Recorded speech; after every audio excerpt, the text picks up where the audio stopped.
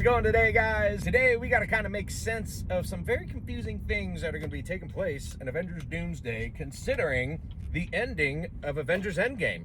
So smash the like button, hit subscribe, and let's get into it. Steve Rogers appears to Sam Wilson at the end of Avengers Endgame and passes a shield on to him, granting him the title of Captain America. It was a wonderful scene. It was emotional. The conversation about why the decision was made, perfect. Some scenes literally give me chills, and that's one that does almost every time.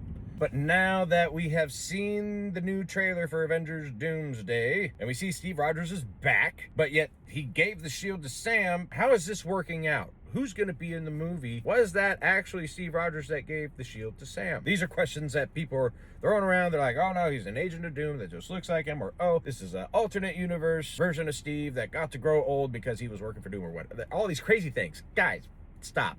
Pause. Sacred timeline, okay? Somewhere on this timeline, it had to go back and loop, right? To start the timeline over again. That was Kang's whole thing. There's one timeline, and in this timeline, I am always he who remains. And so we just go around and prune all of these freaking timelines. Well, Steve went back in time, and then Sylvie killed he who remains, and people stopped pruning timelines. So now we do have two Steve Rogers, because in the sacred timeline that Kang set, there always was two Steve Rogers. You see what I'm saying? So once Sylvie kills he who remains and there's nobody pruning timelines anymore, the Steve Rogers who decided I'm going to stay back in time with Peggy Carter created a branch timeline that didn't get pruned. So that's yet another universe that we're going to be dealing with in Avengers Doomsday. I'm telling you, we're going to end up calling this movie Avengers and the Multiverse of Madness. But my point is, the Steve Rogers that we saw at the end of Endgame is the Steve Rogers who did go back in time and live out life with Peggy Carter, but Steve Rogers, who we saw go back in time, is not going to get the luxury because he who remains was offed. Well, I hope I made sense of that for you guys, and honestly, I really hope that we get to see both Old Man Cap